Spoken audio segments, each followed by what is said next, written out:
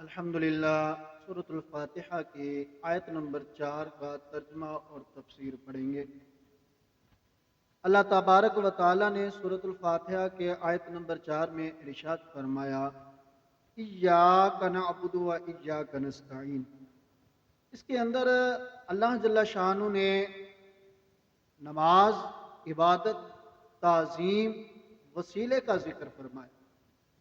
ارشاد فرمایا ایاک نعبد و ایاک نستعین کہ ہم تجھی کو پوجتے ہیں، تجھی کو مانتے ہیں اور اے اللہ تجھ سے مدد چاہتے ہیں۔ ایاک نعبد و ایاک نستعین، ہم تیری عبادت کرتے ہیں اور تجھ ہی سے مدد چاہتے ہیں۔ اس سے پہلے والی آیت مقدسہ میں اللہ خالق کائنات نے ارشاد فرمایا کہ الحمدللہ رب العالمین الرحمن الرحیم۔ اللہ تبارک و تعالیٰ نے اس سے پہلے والی آیات میں اپنا ہر طرح کی حمد و ثنا کا حقیقی مستحق اللہ تبارک و تعالیٰ ہی ہے، یہ بیان فرمایا، اور وہ بڑا مہربان، نہایت رحم فرمانے والا ہے۔ اور اس آیات سے اب جو آیت مقدسہ بیان فرمائی گئی کہ ایاک نعبد و ایاک نستعین، اس آیت مقدسہ سے یہ سمجھایا جا رہا ہے کہ ہم نے اپنے اللہ تبارک و تعالی سے اپنی بندگی کا یوں اظہار کرنا ہے کہ اے اللہ، ہم صرف اور صرف تیری ہی عبادت کرتے ہیں اور تیرے علاوہ کوئی ایسا نہیں ہے عبادت کے لائق کہ جس کی عبادت کی جا سکے، اور اے اللہ حقیقی مدد فرمانے والا بھی تو ہی ہے۔ اور ارشاد فرمایا، آگے دو چیزوں کو بیان کیا گیا اس میں، پہلے میں نے عرض کی عبادت اور تعظیم۔ یاد رکھیں عبادت وہ چیز ہے کہ جسے یہ عبادت سمجھتے ہوئے اس کی تعظیم کرنا وہ عبادت کہلاتا ہے۔ عبادت سمجھتے ہوئے کسی کی تعظیم کرنا، جیسا کہ نماز میں ہاتھ باندھ کے کھڑے ہو جانا، یہ ہم عبادت کے لیے کھڑے ہوتے ہیں اور ہاتھ باندھ کے کھڑے ہوتے ہیں، یہ محض عبادت ہے، تعظیم نہیں۔ اور تعظیم یہ ہے کہ ہم عبادت کے بغیر ہاتھ باندھے کھڑے ہو جائیں، عبادت نہ کہیں، عبادت کے بغیر۔ کیوں؟ جیسا کہ کوئی بچہ اپنے والدین کے سامنے ہاتھ باندھ کے کھڑا ہو جاتا ہے، یہ عبادت نہیں، یہ تعظیماً کھڑا ہے۔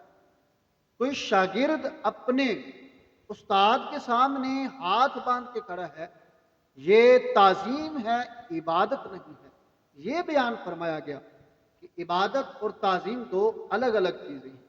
اور آگے ارشاد فرمایا وَإِيَّاكَ نَسْتَعِينُ کہ ہم صرف اور صرف تجھ سے مدد مانگتے ہیں۔ یہاں یہ چیز یاد رکھیں کہ حقیقی مدد دینے والا، عطا کرنے والا صرف اور صرف اللہ تبارک و تعالی ہے۔ اللہ خالق کائنات کے علاوہ کائنات میں کوئی مدد نہیں کر سکتا اللہ کی چاہت کے علاوہ، یاد رکھیں۔ اور جسے اللہ تبارک و تعالی چاہے وہ آگے مدد دے سکتا ہے، جسے اللہ تبارک و تعالی حکم دے کہ تو نے جا کر وہاں مدد کرنی، جیسا کہ اللہ خالق کائنات نے قرآن مجید فرقان حمید کے اندر ارشاد فرمایا کہ وَلَقَدْ نَصَرَكُمُ اللَّهُ بِبَدْرٍ وَأَنْتُمْ أَذِلَّةٌ، حالانکہ وہاں پر فرشتے مدد کو آئے تھے لیکن بھیجنے والا اللہ تبارک و تعالی تھا۔ اور امام اعلیٰ حضرت امام فاضل بریلوی رحمۃ اللہ تعالی علیہ فرماتے ہیں کہ یاد رکھیں حقیقی مدد کا مطلب یہ ہے، اس سے مراد یہ ہے کہ بندہ اس کائنات کے رب کو، اس جس سے مدد طلب کی جائے، اس کو اس طرح سمجھنا کہ اس کے علاوہ کوئی مدد ہی نہیں کر سکتا۔ حقیقی مدد کا مطلب یہ ہے وہ بذات قادر ہو اس چیز پر، وہ حقیقی مدد ہے۔ اور ارشاد فرمایا بندہ اپنے رب کے علاوہ کسی اور سے ایسا عقیدہ رکھے وہ شرک ہے، وہ کافر ہے۔ ایسا عقیدہ رکھے کہ وہ اللہ تبارک و تعالیٰ کے علاوہ مدد کر سکتا ہے۔ اللہ خالق کائنات کے علاوہ کوئی مدد نہیں کر سکتا جب تک کہ میرا رب نہ چاہے۔ اور اللہ تبارک و تعالیٰ نے قرآن کریم فرقان حمید کے اندر یہ آیت کریمہ نازل فرمائی، اور وسیلے کے بارے میں محبوب علیہ الصلوۃ والسلام سے بھی ثابت ہے اور قرآن کریم سے بھی ثابت ہے کہ جیسا یا ایھا الذین آمنوا اتقوا اللہ وابتغوا الیہ الوسیلہ، کہ اے ایمان والو اللہ سے ڈرو اور اللہ کی بارگاہ میں وسیلہ تلاش کرو۔ یہاں یہ چیز معلوم ہوئی کہ اللہ خالق کائنات سے ڈر کے اور اپنی حاجتوں کو پورا کرنے کے لیے، جلدی مانگنے کے لیے اللہ کی بارگاہ میں وسیلہ پیش کرنا چاہیے۔ اور جس طرح ایک صحابی اقدس عالم صلی اللہ تعالیٰ علیہ وآلہ وسلم کی بارگاہ میں آئے، نبینا صحابی، اور وہ آ کے ایسے عرض کرتے ہیں یا رسول اللہ صلی اللہ تعالیٰ علیہ وآلہ وسلم، آپ دعا فرمائیں کہ اللہ تعالیٰ میری بنائی کو واپس عطا فرما دے۔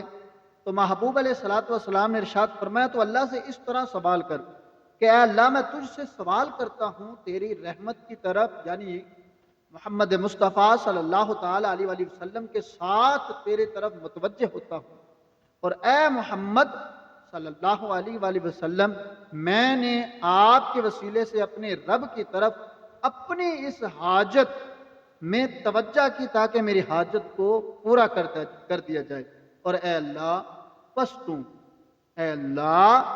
تو میرے لیے میرے حضور یعنی کہ محمد مصطفیٰ صلی اللہ تعالیٰ علیہ وآلہ وسلم کی شفاعت کو قبول فرما۔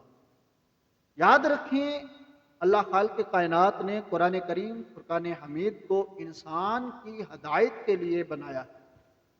اب لوگ بغیر قرآن کریم کو پڑھے، اب لوگ بغیر قرآن کریم کو سمجھے، بغیر سیکھے اپنی طرف سے علم بیان فرمائیں گے تو پھر لوگ گمراہ ہو جائیں گے۔